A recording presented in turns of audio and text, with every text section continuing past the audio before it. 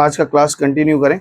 पिछले दिन हम लोग चर्चा किए थे थोड़ा सा, ये थोड़ा सा भाई साहब इधर रख दो। हाँ, पिछले दिन हम लोग चर्चा किए थे, क्वेश्चन नंबर कहाँ तक करवाए थे हम लोगों ने? तो बस 9 तक किया था। उसके बाद हमने कहा था ये बन जाएगा, बन तो गया।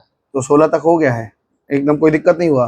तो आगे चला जाए फिर। तो ठीक है, 16 के आगे बढ़ जाते हैं। एक ही रूल है बस, सेक्शन का फॉर्मूला से। तो आज हम लोग क्लास में कौन कौन सा सवाल करेंगे, आज थोड़ा ज़्यादा करेंगे।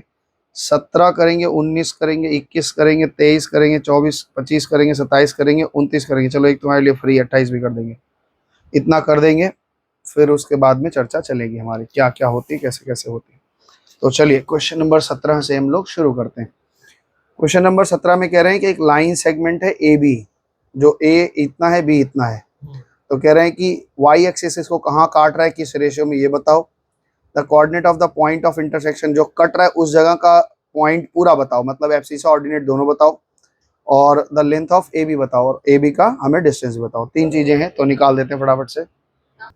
तो क्वेश्चन नंबर 17 में ये कह रहे हैं कि हमारे पास एक लाइन सेगमेंट है ए बी, ठीक है। एक हमारे पास लाइन है ए बी, ठीक है, जिसमें ए जो है वो 4 -4 और 6 है, और बी जो है वो 8 और -3 है। इसको इन्होंने कहा कि वाई एक्सिस कहीं काट रहा है, मतलब इस लाइन को वाई एक्सिस कहीं काट रहा है। ये तो पता है कि भाई वाई एक्सिस काट रहा है, इसका मतलब है उसका एब्सिसा 0 होगा और ऑर्डिनेट कुछ ना कुछ होगा, है ना। अब हमें पता करना है कि ये किस रेशियो में काट रहा है। पहला प्रश्न का यही है, कर देते हैं। एक ही बात है, m/n, एक ही फॉर्मूला लेके चलो, दिमाग ज्यादा परेशान मत किया करो। तो इन्होंने कहा कि ये बताइए कि किस रेशियो में कट रहा है। तो हम, मेरे पास में इस पॉइंट को मान लो P मान के चले, अगर ये तो P पॉइंट पे कट रहा है, P में हमें दो पॉइंट है, एब्सिसा है, ऑर्डिनेट है। अच्छा, वाई पे कटने पे वो 0 हो जाता है, x 0 हो जाता है। वाई एक्सिस पे, वाई एक्सिस के पॉइंट में एब्सिसा 0 रहता है, मतलब दाएं बाएं आप नहीं जान सकते। ये वाई एक्सिस है, इस पे अगर कोई पॉइंट है तो इसमें x 0 ही रहेगा, कहीं भी पॉइंट ले लो। मतलब आप दाएं बाएं जाओगे तो एक्सिस छोड़ दोगे, और अगर x एक्सिस का पॉइंट है मतलब आप ऊपर नीचे नहीं जा सकते, ऊपर नीचे गए तो लाइन छूट जाएगा। तो ये ध्यान रखना है। तो यहाँ पे लेट किया कि m/n है, तो यहाँ पे दो पॉइंट है मेरे पास, एब्सिसा भी ऑर्डिनेट है। हम ना एब्सिसा से बनाएंगे, क्योंकि अगर अननोन वैल्यू यहाँ भी ले लिया तो दो अननोन तो यहाँ भी है, एक अननोन यहाँ हो जाएगा, तो सवाल सॉल्व होना नहीं हो पाएगा। इसलिए एब्सिसा को पकड़ रहे हैं।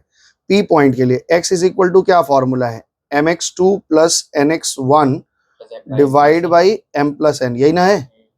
तो x कितना है हमारा, x को हमने 0 पकड़ा हुआ है, और m का मतलब क्या है, m का m ही रखेंगे, और ये x2 है 8 प्लस n का n ही रखेंगे, और x1 हमारे पास -4 है, और नीचे m+n है, पता नहीं क्या है m और n, हमें यही पता लगाना है, ठीक है।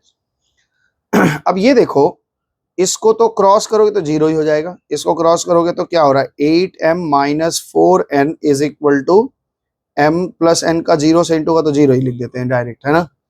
अब ये समझो कि 8m is equal to 4n हो गया, और हमें m/n निकालना है। तो n वही रह रहा है, 4 नीचे आ जाएगा, है ना। n नीचे ले आए तो 4 ऊपर रह गया और 8 नीचे आ गया, यानी क्रॉस करके फिर चेक भी कर लो, 8m 4n अभी भी आ रहा है। तो यहाँ पे m/n कितना आ गया, 1:2, 1:2 आ गया। अब इसी का अगर हम ऑर्डिनेट निकालें, यही तो पूछा इन्होंने, ऑर्डिनेट भी बताओ क्या है। तो अब तो रेशियो हमें पता चल गया।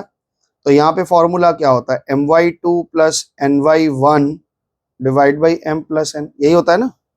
अच्छा, y का हमें पता है कि y को हमने k लिख रखा है, तो m का वैल्यू हमें पता चल गया 1 है, y2 कितना है -3 है, n कितना है, n हमारा 2 है, और y1 कितना है 6 है। ये y2 है, ये y1 है ना।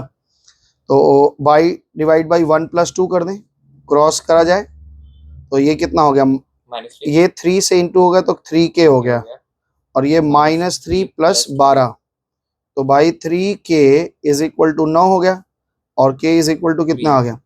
देयरफॉर यहाँ पे प्रश्न इनका था कि जो पॉइंट आप काट रहे थे उस पॉइंट का कोऑर्डिनेट बताइए। पहला प्रश्न इनका था रेशियो, दूसरा प्रश्न है कोऑर्डिनेट बताइए। तो coordinate of p, coordinate of point p, तो कितना निकला, 0 और 3, ये हमारा पॉइंट है। तीसरा प्रश्न, ये दूसरा आंसर हो गया, है ना। और तीसरा प्रश्न इन्होंने पूछा है कि ए बी का डिस्टेंस बताओ। तो ये क्लास 9 में हम लोग वापस से चले गए। ए बी डिस्टेंस का फॉर्मूला क्या होता है? x2 plus x1 x2 minus x1 का whole square plus y2 minus y1 का होल स्क्वायर। ये याद आ रहा है डिस्टेंस का फॉर्मूला? 9 में सीखे थे। तो x2 x1 8 और 4 तो कितना हो जाएगा? 8 प्लस 4 का whole square, y minus y2 6 plus 3 6 plus 3 का होल स्क्वायर।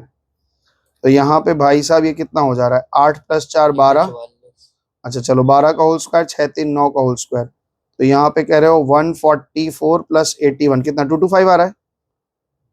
225 आएगा और 225 मतलब 15 यूनिट। ये आपका आंसर है, थर्ड यूनिट। तो इनका प्रश्न क्या क्या था? इनका देखो प्रश्न, आप यहाँ पे पढ़ो। 17 नंबर क्वेश्चन में इनका पहला प्रश्न था किस रेशियो में टूटा? तो किस रेशियो में टूटा? 1:2 में।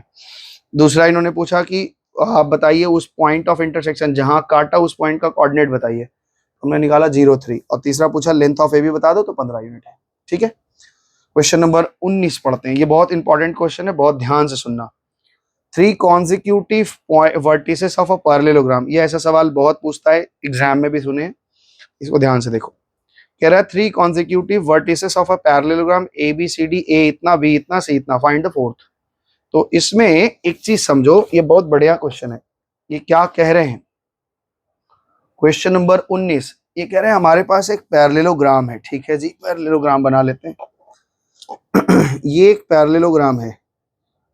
पैरेललोग्राम में 4 पॉइंट होते हैं A B C D consecutive. ये हमेशा ऐसे ही लिखे जाते हैं, ए बी सी और डी, इतना तो पता ही है। इन्होंने कहा है कि ए का कोऑर्डिनेट हमारे पास क्या है भाई? ए का कोऑर्डिनेट है 1 2 1 और 2। बी का कोऑर्डिनेट है 1 0 1 0। सी का कोऑर्डिनेट है हमारे पास 4 0। और डी का कोऑर्डिनेट हमें निकालना है। मान लो हम ऐसे लिख दे कुछ भी, कैसे निकलेगा? बुद्धि लगाओ। कैसे? क्या ये निकालना है हमें? हमें निकालना डी पॉइंट का कोऑर्डिनेट। डी पॉइंट का coordinate in a parallelogram the ये डायगोनल्स बाइसेक्ट ईच अदर है। हाँ, यही प्रॉपर्टी यूज करके लगाना पड़ेगा। क्या लिखना है इसमें? लिखना है कि डायगोनल्स जो होते हैं, डायगोनल्स ऑफ पैरेललोग्राम, जो पैरेललोग्राम होते हैं उनके डायगोनल्स बाइसेक्ट करते हैं एक दूसरे को। What does it mean? इसका मतलब क्या है? बाइसेक्ट ईच अदर, इसका मतलब है कि अगर दोनों डायगोनल को हम ऐसे मिलाएं तो वो जहां कटेंगे, ये हमने काटा, तो ये जहां कटेंगे ये वाला पार्ट और ये वाला पार्ट इक्वल होगा, और ये वाला पार्ट और ये वाला पार्ट इक्वल होगा। दैट इज ओ जो होगा वो AC का भी मिड पॉइंट होगा और BD का भी मिड पॉइंट होगा। तो पहले हम AC से O का मिड पॉइंट निकाल लेंगे, फिर इसको भी मिड पॉइंट पकड़ के ये वाला पॉइंट निकाल लेंगे। क्लियर है? समझे बात को? पहले हम लिखेंगे AC का मिड पॉइंट क्या है, निकालेंगे। वही मिड पॉइंट मेरा BD का भी होगा, क्योंकि बाइसेक्ट कर रहा है, इसका मतलब यही होता है। तो इसका मतलब हमारे पास एक लाइन है, अब ध्यान से समझो। ये हमारे पास AC एक डायगोनल है ना? तो A का वैल्यू इसमें दिया है 1 2 1 2, और BD का वैलेंस दिया है, C का वैलेंस दिया है 4 0, और बीच में कहीं O है। समझ में आया? तो सबसे पहले हम निकालते हैं कोऑर्डिनेट ऑफ O। बताओ कैसे निकलेगा? कोऑर्डिनेट ऑफ ओ हो जाएगा कोऑर्डिनेट 1 प्लस, ये पहले x के लिए जा रहे हैं। कोऑर्डिनेट ऑफ O, O को मान लो हम XY पकड़ रहे हैं, ठीक है, तो x इज इक्वल टू क्या होगा? x2 plus x1 divide by 2। और ऑर्डिनेट कैसे निकलेगा? y1 plus y2 by 2। y2 plus y1 divide by 2। अच्छा, अभी ये बताओ एब्सिसा कितना आ रहा है? 2, यानी 4 प्लस 1, तो 4 प्लस 1 बाई 2 यानी कि आ गया 5 बाई 2। और ऑर्डिनेट क्या निकल जाएगा यहाँ पे? 0 प्लस 2 है ना? 0 प्लस 2 बाई 2, और यहाँ पे 2 बाई 2 मतलब कि 1। तो इसका मतलब ये हो गया कि जो O पॉइंट है उसका कोऑर्डिनेट 5 बाई 2 और 1 है। ओके, यानी ये AC डायगोनल था। ये क्या है? AC डायगोनल था। अगर मेरे पास यही BD डायगोनल होगा, ये B होगा, ये D होगा। D पॉइंट हमें पता नहीं है और B पॉइंट का हमें पता है। क्या है B पॉइंट? क्या था हमारा? 1 0 है, तो B पॉइंट है हमारा 1 और 0। ये O है और O का कोऑर्डिनेट हमने पता लगा लिया है, 5 बाई 2 और 1 है ना? तो हमें D निकालना है। सिंपल है। हम अगर O पॉइंट के लिए ही सोचें तो हमारे पास में क्या होगा? हम लिखेंगे x is equal to x2 plus x1 divide by 2। हाँ, इस बार मिड पॉइंट हमें पता है, सॉरी एक मिनट, चलो इधर आ जाओ। इस बार मिड पॉइंट हमें पता है कि 5/2 है, तो ये हमने 5/2 बिठाया। x2 का हमें पता नहीं है, x1 हमें पता है और डिवाइड बाई 2 है, तो ये 2 से ये 2 cancel. x2 is equal to 5 minus 1, that is x2 is equal to 4। इसी तरह y भी निकाल लेंगे, y इज इक्वल टू क्या होगा, y2 plus y1 by 2। y2 plus y1 by 2। y कितना है, 1 है, और y2 हमें पता नहीं है, और 0 y1 का plus पता है, y2 डिवाइड बाई 2, तो क्रॉस करो, y2 is equal to 2। Therefore d जो पॉइंट था उसका कोऑर्डिनेट कितना निकला है, 4 और 2। This is the coordinate. तो यही रूल रखना कि भाई हमारे पास एक पैरेललोग्राम है, तो ये पैरेललोग्राम है, इस पैरेललोग्राम में a है, b है, c है और d है। तो डायगोनल्स जो होंगे, ये एक डायगोनल है और ये जो डायगोनल है, इन दोनों डायगोनल को काटते हैं तो ये बाइसेक्ट करता है। बाइसेक्ट करने का मतलब ये वाला पार्ट इक्वल है, मतलब O is mid point for AC and O is also mid point for BD, BD का भी है। तो एक बार हमने AC लेके निकाल लिया, एक बार BD लेके निकाल लिया, बात बन गया अपना। समझ में आया? तो ऐसे एग्जाम में जब भी लिखा करो ना, ये बात ध्यान रखा करो कि लास्ट में आंसर हमेशा स्टेटमेंट फॉर्म में दिया करो, ठीक है ना। उससे क्या होता है कि मतलब साफ समझ में आता है इनका प्रश्न क्या है। ये 19 बना लिया हमने। क्वेश्चन नंबर 21, इफ 2 पॉइंट, 20 सब बनाना ट्राई करना, नहीं बनेगा तो पूछ लेना, कोई दिक्कत नहीं है, कोई दिक्कत नहीं। यही पैरेललोग्राम में जो भी सवाल आएगा ऐसे ही बनेगा, बस मिसिंग फिगर निकालने के लिए आ सकता है। इफ, हाँ,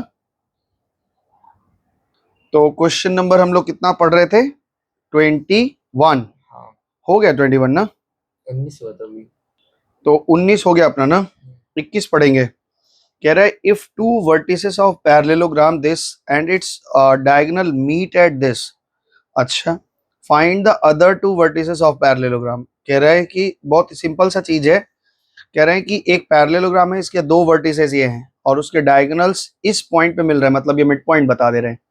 तो कह रहे हैं बाकी दो जो बच रहे हैं बताओ। अब तुम ये दिमाग रखो कौन सा दो ठो दिए हैं, ये कोई दो ठो दिए होंगे ना, तो कौन सा दो ठो मान ले। वही ये बाइसेक्टर वाला पैरेललोग्राम है। हाँ, वही फॉर्मूला लगेगा, लेकिन क्या बोल रहे हैं ये कह रहे हैं क्वेश्चन नंबर 21 में कि हमारे पास एक पैरेललोग्राम है, ठीक है, जिसके दो वर्टिसेस हमें पता है, तो हम कौन सा दो माने, मेरा तुम अपना ये बुद्धि बताओ। ये कह रहे हैं दो हमें पता है, तो कौन कौन सा दो माने हम। ए सी अगर मान लें तो हम बी डी में फंस जाएंगे।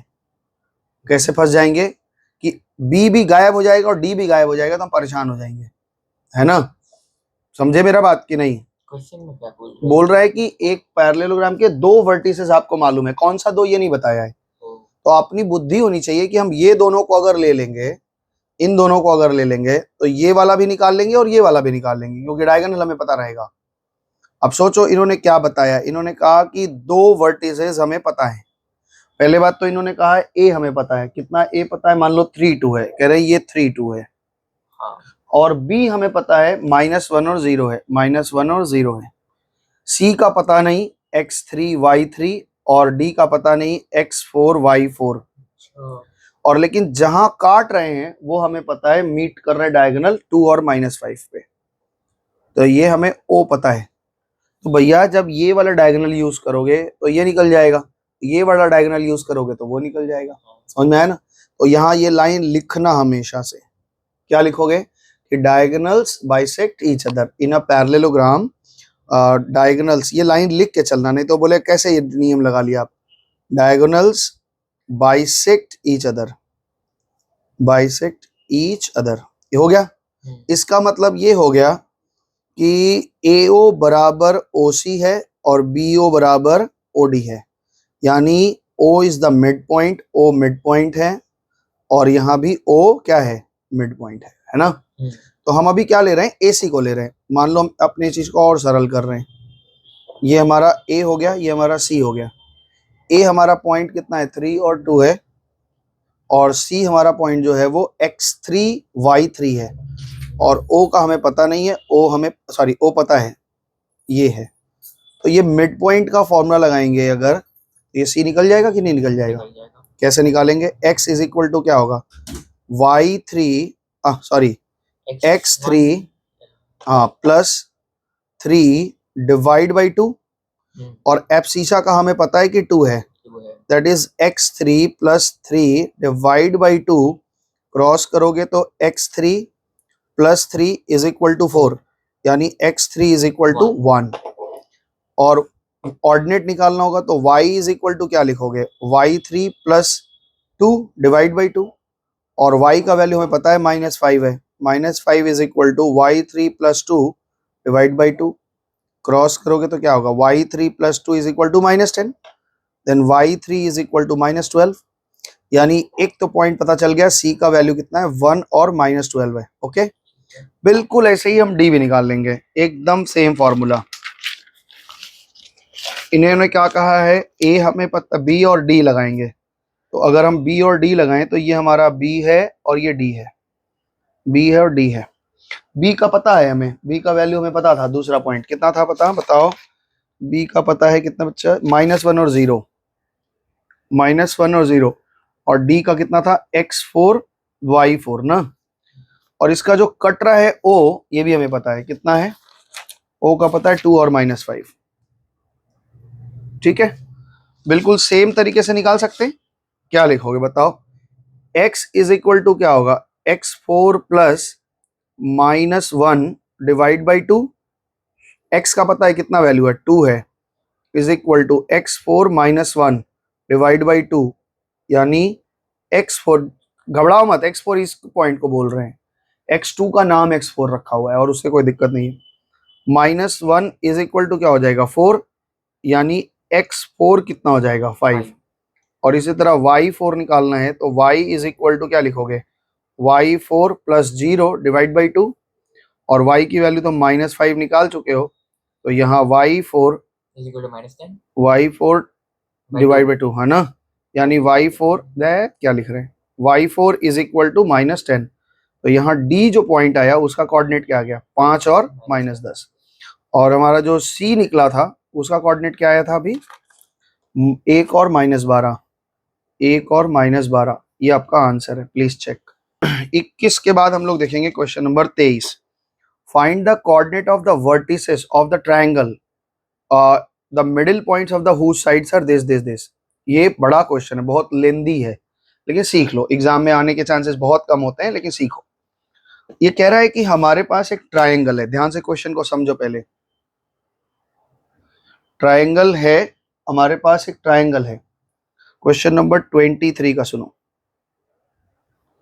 ये हमारे पास एक ट्रायंगल है, ट्रायंगल में इन्होंने कहा है कि हमारे पास A है, B है और C है, और A B C के मिड पॉइंट्स का वैल्यू हमें दे दिया हुआ है, मतलब चलो इसका मिड पॉइंट मान लो 0 और हाफ है, 0 और हाफ है, इसका मिड पॉइंट हाफ है, यहाँ का मिड पॉइंट हाफ और हाफ है, और इसका मिड पॉइंट हाफ और 0 है, -1 और 0 है। हमसे कह रहे हैं कि आप तीनों वर्टिसेस जो है उनका कोऑर्डिनेट निकाल के दिखा दो। हाँ, समझ में आया क्वेश्चन क्या है, आधा ही तो दिया हुआ है, सब कुछ दिया हुआ है, तुमको जितना जरूरत है वो देंगे। तो इसका हम मान लेते हैं x1 y1 है, इसका हम मान लेते हैं x2 y2 है, और इसका हम मान लेते हैं x3 y3 है। ठीक है, अब ध्यान से सुनना, और इस पॉइंट का नाम हम D रख ले रहे हैं, इसका E रख ले रहे हैं, इसका F रख ले रहे हैं। अगर हम D के लिए सोचें, D के लिए, तो मेरे को ये बात बताओ, क्या, अच्छा चलो D के लिए पहले लिख लिए तो D ही लिख देते हैं। हम क्या लिख सकते हैं, ये जो x आया होगा, ये क्या फॉर्मूला लगाया होगा, x3 पता नहीं है, x3 प्लस x2 और डिवाइड बाई 2, तो भैया ये कितना आया, x का वैल्यू कितना दिया हुआ है 0 दिया हुआ है, यानी x3 प्लस x2, थोड़ा लेंदी सवाल है, आराम से करेंगे, x3 plus x2 divide by 2, अगर हम क्रॉस करें इसको तो क्या आएगा, x3 प्लस x2 और इज इक्वल टू 0, ये एक नंबर बात हो गई है ना। अब फिर यहाँ पे D पॉइंट के लिए ऑर्डिनेट निकलवाओ, क्या होगा y3 plus y2 divide by 2, तो y का वैल्यू लिखा हुआ है हाफ, और यहाँ पे कितना हो जा रहा है y3 plus y2 divide by 2, 2 से 2 कैंसिल हो गया, यानी हम कह सकते हैं y3 plus y2 is equal to 1, ये 2 नंबर बात हो गई, हो गया। अब ऐसे ही हम ई पॉइंट का निकालेंगे। ई पॉइंट का एब्सिसा कितना निकलेगा? x इज इक्वल टू क्या होगा? इन दोनों पे निकल रहा है, ध्यान से सीखो। कैसे हो रहा? ये दोनों से कैसे होगा? ये इसका भी x3 y3 कॉमन है दोनों जगह। नहीं, देखो x3 plus x1 divide by 2 होगा, इसका एब्सिसा हाफ है तो ये हाफ बैठा लिया। x3 पता नहीं, x1 पता नहीं, डिवाइड बाई 2 है, 2 से 2 कट गया, तो यहाँ पे x3 plus x1 is equal to 1 हो गया, नंबर 3 हो गया। और इसका ऑर्डिनेट कैसे निकलेगा? y is equal to y3 plus y1 divide by 2 है, इसका ऑर्डिनेट भी हाफ है, is equal to y3 plus y1 divide by 2 है। ठीक है, 2 से 2 कैंसिल हो गया, यहाँ पे निकल गया y3 plus y1 is equal to 1, ये नंबर 4 हो गया। बात समझे? अब हम f पे देखते हैं, इसका x कैसे निकलेगा? f के लिए सोच रहे हैं, इसका x निकलेगा 1 2 से, यानी x2 plus x1 divide by 2, और इसका हमें हाफ दिया हुआ है तो हमने हाफ बिठाया, is equal to x2 plus x1 divide by 2, 2 से 2 कैंसिल कर दिया, कितना हो गया बच्चा? ये x2 plus x1 is equal to 1 आ गया। ये नंबर कितना हो गया? 5। अब हम इसका ऑर्डिनेट कितना निकालेंगे? y1 plus y2 divide by 2, और इसका ऑर्डिनेट है 0, यानी 0 हो गया, इज इक्वल टू कितना हो गया? y1 plus y2 divide by 2, cross करेंगे y1 plus y2 is equal to कितना हो गया? 0, दैट इज नंबर 6, सॉरी 4 लिख दिया, 6 हो गया। क्लियर हो गया? अभी अब मेरे पास में एक चीज समझो, लॉजिक। ए बी का वैल्यू है, मतलब 1 2 का वैल्यू है, 2 3 का है, 3 1 का है, हमें तीनों अलग अलग निकालना है, एक कितना है, दो कितना है, तीन कितना है। तो हम कैसे निकालेंगे इसको? अगर हम इन तीनों इक्वेशन को जोड़ दें, मतलब इसको इसको और इसको जोड़ दें, तो क्या पाएंगे? 2। सुनो ध्यान से, एडिंग, हम जोड़ रहे हैं, एडिंग इक्वेशन 1 3 एंड 5, 1 को, 3 को और 5 को जोड़ेंगे। जोड़ने का मतलब क्या है कि लेफ्ट को लेफ्ट से जोड़ेंगे, राइट को राइट से जोड़ेंगे। तो अगर हम जोड़ रहे हैं लेफ्ट में, तो लेफ्ट में बच्चा हमारे पास क्या क्या है? x3 plus x2 plus x3 plus x1 plus x1 plus x2 है, और राइट साइड में हमारे पास 0 प्लस 1 प्लस 1 है, 0 प्लस 1 प्लस 1 है। अगर हम ध्यान से देखें तो यहाँ पर मेरे पास में 2 बार x1 है, 2 बार x2 है और 2 बार x3 है, और इसका वैल्यू 2 है। ये 2 यहाँ से यहाँ जाएगा, तो यानी x1 plus x2 plus x3 1 हो गया। This is equation number 7। ठीक है ना? अब एक इस चीज को तुम बहुत आराम से समझ पाओगे कि अगर हमारे पास a प्लस बी प्लस सी का वैल्यू मिल गया है, कुछ भी मिल गया, ये हमने 0 लिख दिया वो अलग बात है, और हमारे पास a प्लस बी भी है, b प्लस सी भी है, c प्लस a भी है, तो अगर इस 3 में से b प्लस सी घटा देंगे तो a निकल जाएगा, इस 3 में से a प्लस बी घटा देंगे तो a प्लस बी घटा देंगे तो c निकल जाएगा, और a प्लस सी घटा देंगे तो b निकल जाएगा। अब ध्यान से देखो, यहाँ पे मेरे पास नाउ अब हम करेंगे इक्वेशन नंबर 7 जो ए बी सी है, इसमें से हमें क्या घटाना है? 2 3, और 2 3 का वैल्यू हमारे पास यहाँ पे पड़ा हुआ है, पहले में 2 3 का वैल्यू 0 है, तो हम क्या लिखेंगे? इक्वेशन 7 में से इक्वेशन 1 को सब्ट्रैक्ट कर रहे हैं। तो अगर हम इक्वेशन 7 हम क्या कर रहे हैं? इक्वेशन 7 से हम माइनस कर रहे हैं इक्वेशन, जो भी है स्पेलिंग देख लेना गलती हुआ हो तो, इक्वेशन 1 को माइनस करेंगे। तो इक्वेशन 7 हमारे पास लेफ्ट में है x1 x2 x3, और इक्वेशन राइट लेफ्ट में यहाँ पे क्या है? इक्वेशन 2 है और इक्वेशन 3 ये है ना? ए बी सी मतलब तीनों का जोड़ कितना है? 1 है, और 2 का जोड़ यहाँ पे देखो 0 आया है, तो अगर हम इसको 1 माइनस 0 लिख देंगे तो बच्चा यहाँ पे ये तीनों 2 3 कट जाएगा, तो क्या बचेगा? x1 की वैल्यू 1 आ गई। इसी तरह से फिर से इक्वेशन 7 है हमारे पास, इक्वेशन 7 में से हमें b निकालना है, तो 1 3 जहां होगा माइनस कर देंगे तो आ जाएगा। इक्वेशन 7 में से क्या माइनस करने का? 1 3 कहाँ है? देखो 1 और 3 2 3 नंबर है, तो हम इक्वेशन 3 को माइनस करेंगे, माइनस इक्वेशन 3 कर दें, तो यहाँ पे क्या बचेगा? अब इतना बड़ा दिखाने की जरूरत नहीं, सीधे सीधे हम बता रहे हैं, इक्वेशन 2 बचेगा। चलो लिखिए दे रहे हैं, x1 x2 x3 में से माइनस होगा x1 और x3। x1 2 3 जो है ये तो 1 है, और 1 3 जो है ये 1 है, तो कट के क्या हो जाएगा? 0 0। 1 माइनस 1 यानी ये निकल गया। x2 कितना निकल गया? 0 0 निकल गया। फिर से इक्वेशन, अगर मेरे पास जो 7 है उसमें से हमें क्या माइनस करना पड़ेगा? कुछ ऐसा माइनस करना पड़ेगा कि 3 बचे, यानी 1 2 माइनस करना पड़ेगा। तो पांचवा नंबर इक्वेशन माइनस करना पड़ेगा। इक्वेशन 1 2 3 जो आपके पास पड़ा हुआ है ये तो ऐसे पड़ा हुआ है, इसमें से पांचवा माइनस 1 और 2 गायब हो जा रहा है, और टोटल 1 है, और पांचवा नंबर इक्वेशन का वैल्यू कितना है? 1 है। तो इसका मतलब क्या हो गया? ये 0 हो गया। तो यहाँ पे x3 नहीं, 1 माइनस 1 है, हाँ सॉरी 1 माइनस 1 है, तो ये x3 का वैल्यू क्या हो गया? 0। ठीक है ना? तो बिल्कुल ऐसे ही हम किसका निकाल सकते हैं?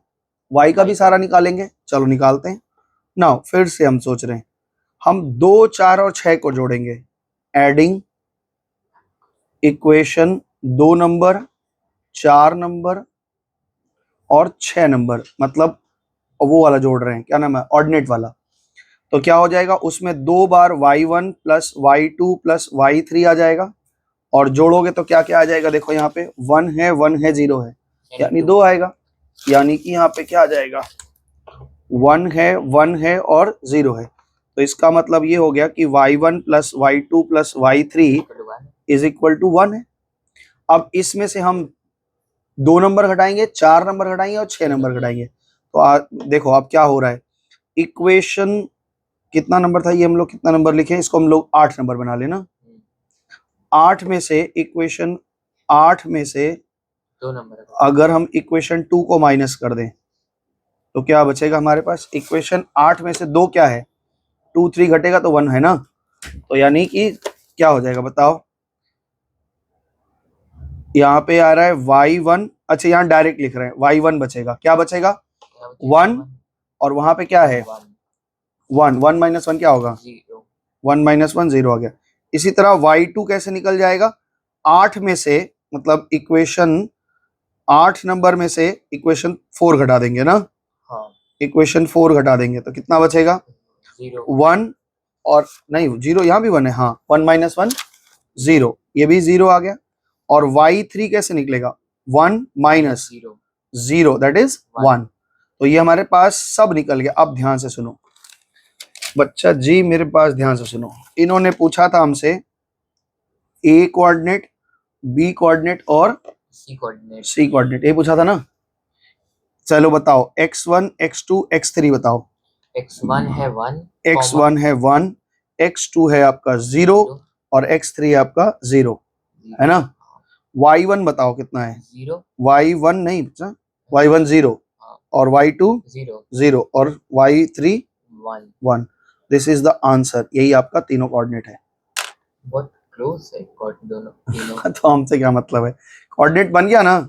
तो आंसर चेक करिए आया कि नहीं आया। हमने इसको इतना बड़ा सवाल कोई भी दिखाते नहीं हम इतना, क्योंकि इतना लंबा हम करेंगे कैसे एग्जाम में। एग्जाम में आएगा भी नहीं, कोई एक कोऑर्डिनेट पूछ सकते नहीं, कोई एक नहीं पूछ पाएंगे, पूरा तीनों ही पूछना पड़ेगा इनको। 0 0, हाँ देखो 0 0, हाँ 1 0 और 0 1, ठीक है, नाम आगे पीछे उससे कोई दिक्कत नहीं है। तो तीनों कोऑर्डिनेट ये जो हमने बनाया ये ऐसा सवाल है। कितना नंबर था ये सवाल? ये था 23। 25 देखेंगे क्या दिख रहा है। Find the value of p, यानी मिसिंग फिगर है, for which these are the collinear. Collinear का मतलब क्या होता है? रेशियो बराबर होनी चाहिए। अगर ये 3 पॉइंट कोलिनियर हैं तो मतलब जो सेक्शन होगा ए से उनका, माने एब्सिसा पे जो रेशियो बनेगा वही ऑर्डिनेट पे भी रेशियो बनना चाहिए, है ना। नहीं बस समझ में आया। हम कह रहे हैं कि ये कह रहे हैं 3 पॉइंट हम आपको दे रहे हैं, ध्यान से सुनना। ये कह रहे हैं हम आपको 3 पॉइंट दे रहे हैं, दीजिए पॉइंट। इन्होंने कहा है हमारा 3 पॉइंट है, कहाँ है बच्चा? 23 नंबर 25 नंबर सवाल है, 25 है ना। हाँ, ये कह रहे हैं कि हम आपको 3 पॉइंट दे रहे हैं। बात को समझो मेरी बात को। ये इन्होंने 3 पॉइंट हमको दे दिया, ये 3 पॉइंट है। कह रहे हैं कि पहला पॉइंट -5 और 1 है, दूसरा पॉइंट 1 और p है, और तीसरा पॉइंट 4 और -2 है। मेरा कहने का मतलब ये है कि ये जो p का वैल्यू ये कोलिनियर हैं। कोलिनियर का क्या मतलब? कोलिनियर का मतलब होता है 3 लाइन एक रेखा में, एक ही स्ट्रेट लाइन में है, ठीक है ना। If 3 or more than 3 points are situated on a same line, if 3 or more than 3 points lying on a same straight line, the points are called collinear. अगर 3 या 3 से ज्यादा बिंदुएं एक ही रेखा में है, एक ही लाइन में, एक ही स्ट्रेट लाइन में है, तो उनको हम कहते हैं एक रेखीय। हिंदी में एक रेखीय कहते हैं, अंग्रेजी में कोलिनियर कहते हैं, ठीक है ना, एक ही साथ है। तो इसमें हम ये जानते हैं। अच्छा बताओ, ये जो पॉइंट कटता है, यहाँ से जो रेशियो निकलता है, क्या एब्सिसा पे अलग या ऑर्डिनेट पे अलग निकलता है क्या? नहीं, दोनों पे सेम रेशियो निकलेगा। चाहे हम एब्सिसा पे निकालें, सीखे हो ना अभी फॉर्मूला, सेक्शन फॉर्मूला में, कि अगर हम एब्सिसा भी से रेशियो निकालें और ऑर्डिनेट से भी रेशियो निकालें तो सेम ही रहते हैं। इसका मतलब ये कोलिनियर होता है। तो ये बात ध्यान रखना, कोलिनियर है तो उनके दोनों के रेशियो एब्सिसा और कोऑर्डिनेट में बराबर होंगे। तो पहले हम क्या करते हैं, इनको हम इस पॉइंट से रेशियो निकाल लेते हैं। तो अगर हम एब्सिसा पे निकालना चाहें तो कैसे निकलेगा? क्या फॉर्मूला होता है? mx2 plus nx1 divide by m+n। अच्छा, एब्सिसा कितना है हमारे पास बताओ? 1 है। m कितना है मेरे पास पता नहीं, x2 पता है 4 है, और n का पता नहीं, x1 पता है -5 है, और m+n का पता नहीं। चलो एक चीज देखते हैं, यहाँ पे 1 हो गया, यहाँ पे 4m हो गया, -5n हो गया, और डिवाइड बाई m+n हो गया, ठीक है। अभी हम क्रॉस करें अगर तो क्या हो जाएगा? 4m - 5n is equal to m+n, है ना। ये एक तरफ ले आओ, इधर आओगे तो 3m हो जाएगा, और उधर ले जाओगे तो 6n हो जाएगा। तो m/n इज इक्वल टू कितना बनेगा? 6/3। यानी कि m/n इज इक्वल टू 2/1। अच्छा, ये उस दिन याद है हम बताए थे, अगर पॉजिटिव रिजल्ट आ रहा है इसका मतलब लाइन जो है वो इंटरनली कट रहा है। अगर ये रेशियो माइनस में आ जाता, इसका मतलब लाइन कहाँ कट रहा है? एक्सटर्नली कट रहा है। तो ये 2:1 हो गया। अब इसी 2:1 को अगर हम यहाँ पे यूज करें तो ऑर्डिनेट पे बैठाएं तो क्या फॉर्मूला होगा? y is equal to my2 plus ny1 और डिवाइड बाई m+n। वो नोट लिख देना, कोलिनियर में रेशियो फॉर बोथ ऑर्डिनेट, यानी एब्सिसा और ऑर्डिनेट दोनों के लिए सेम होता है। ये बात लिख के करना है। तो बोले कैसे लगा रहे हो लॉजिक? अब ये देखो y का वैल्यू क्या है? p है। m कितना है हमारे पास? m का वैल्यू 2 है। अभी निकाले ना m का वैल्यू 2 1, तो m का वैल्यू 2, y2 कितना है? -2 प्लस n का वैल्यू कितना है? 1 है। y1 कितना है? 1 है, डिवाइड बाई 2 + 1 हो गया। बोलो ठीक है। तो यहाँ ये हो गया -4 + 1 डिवाइड बाई 3। तो ये p का वैल्यू कितना आ जा रहा है? -3/3, यानी p का वैल्यू हो गया -1। This is the missing figure, ठीक है। तो एक बार चेक करो आंसर, फिर आगे बढ़ते हैं। क्वेश्चन नंबर 25 हो गया हमारा। 27 कह रहे हैं, find the coordinate of the centroid of triangle. Centroid का तो फॉर्मूला ही है सीधा, डिवाइड बाई 3 और y1 + y2 डिवाइड बाई। बना ले इसको फट से, तो छोड़ दें? नहीं बना ही दे, क्वेश्चन आ गया है बीच में तो बना ही दे रहे, नहीं तो फिर कोई बच्चे, ये तो सीधा सीधा फॉर्मूला बेस्ड है ना, कि भाई हमारे पास एक ट्रायंगल है और ट्रायंगल के तीनों पॉइंट हमारे पास -1 और 3 है, और बी जो है वो हमारे पास 1 और -1 है, और सी जो है हमारे पास 5 और 1 है। तो ये कह रहे हैं इसका सेंट्रॉइड बताओ। सेंट्रॉइड मतलब मीडियंस को जोड़ने वाला लाइन, जहां पे मीडियंस जोड़ते हैं ये पॉइंट का। तो सेंट्रॉइड का क्या फॉर्मूला होता है अब जानते ही हैं, x1 + x2 + x3 divide by 3। तो निकालो, x is equal to x1 कितना है? -1 प्लस x2 कितना है? 1, और x3 कितना है? 5 डिवाइड बाई 3। -1 + 1 5/3 हो जाएगा। हाँ सही निकला है? गलत है, 5 1 6 में, हाँ ठीक तो है। तो x जो निकल गया वो 5/3 निकला। ऐसे ही ऑर्डिनेट निकाल लो, y is equal to y1 + y2 + y3 divide by 3। y ये भी 1 हो जाएगा। कैसे भाई? y1 3 है, y2 -1 है, और y3 1 है। अच्छा ये 1 है, तो ये 3 है, तो ये तो 3/3 मतलब 1 हो जाएगा। तो आपका सेंट्रॉइड का जो कोऑर्डिनेट आया वो 5/3 और 1 आया, है ना। दिस इज आंसर, चेक करो। ऐसे ही मिसिंग फिगर दे देंगे, सेंट्रॉइड दे देंगे तो कोई और पूछ लेंगे। तो कह रहे हैं वर्टिसेस, ये 29 नंबर बना रहे लास्ट, एक ट्रायंगल के वर्टिसेस आपको मालूम है, सेंट्रॉइड भी मालूम है, तो हमसे कह रहा है ये मिसिंग फिगर निकाल दो। सिंगल है तो वही फॉर्मूला बैठाओगे, मिसिंग फिगर आ जाएगा। चलो देख लेते हैं 29 नंबर क्वेश्चन में इन्होंने ए बी सी का पॉइंट दिया है, सेंट्रॉइड की भी वैल्यू दी है, और कह रहे हैं ए बी सी में कहीं मिसिंग है कुछ, वो आप निकाल दीजिए। 1 मिनट में निकाल देते हैं। क्वेश्चन नंबर 29 है ना, ये आपका ट्रायंगल है, ट्रायंगल में ए मालूम है, बी मालूम है, सी मालूम है, और ऑर्डिनेट भी मालूम है सेंट्रॉइड के। तो ए आपका -5 और 3 है, -5 और 3 है। बी आपका p और -1 है, p और -1 है, और c आपका 6 और q है, और ये सेंट्रॉइड आपका 1 और -1 है, 1 और -1 है। अच्छा, सेंट्रॉइड का फॉर्मूला क्या था, x1 + x2 + x3 divide by 3 ना। तो x की वैल्यू आपको मालूम है 1 है, सेंट्रॉइड का x तो पता ही है, और x1 कितना है -5 है, x2 कितना है p है, और x3 कितना है 6 है, डिवाइड बाई 3 है। क्रॉस कर लो, 6 में से 5 गया 1, p + 1 = 3, यानी p = 2 आ गया है। और ऐसे ही y भी निकाल लो, y = क्या होगा, y1 + y2 + y3 divide by 3।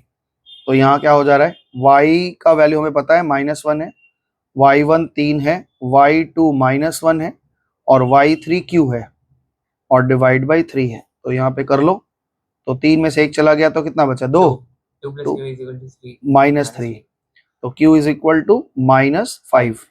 तो यहाँ पे p का वैल्यू आ गया 2 और q का वैल्यू आ गया -5। This is your answer. तो ये आपका चैप्टर खत्म हो गया। एक चीज याद रखना, एक चीज ध्यान दे रहे हो कि नहीं दे रहे हो, हम लोग हर चैप्टर में केवल लॉन्ग क्वेश्चन करके निकल रहे हैं, है ना। अभी ये खत्म होते ही फिर एमसीक्यूज करना शुरू करेंगे हर चैप्टर का। वैसे तो हम करवाएंगे ही, बाकी तो लॉन्ग जो कर लेता है उसके लिए एमसीक्यूज इजी है, वो तो कोई एक चीज बीच के बीच पूछ लेते हैं, थोड़ा बहुत छोटा मोटा। तो फिलहाल ये तो आपका खत्म हो गया, तो आप स्ट्रेट लाइन खत्म, अरे ये सेक्शन फॉर्मूला पूरा फिनिश करके रखेंगे। एमसीक्यूज वगैरह भी बना लिया करो, मैंने बनाए थे, हाँ हाँ, इसका भी बनाना है। जो भी चैप्टर खत्म हो रहा है पूरा करो, जो फंसता है वो पूछ लिया करो, नहीं तो फिर हम दोबारा एक एमसीक्यूज की एक मेरे पास वो है शीट, वो हम करवाएंगे, वो आखिरी में करवाएंगे बोर्ड के पहले। तो ये फिलहाल है, नई सिलेक्शन है ना अभी, तो प्री बोर्ड्स होगा ना, वही सिलेक्शन जो बोलते हो, जैन में होगा या दिसंबर में होगा, हाँ, तो सबका आगे पीछे होता रहता है।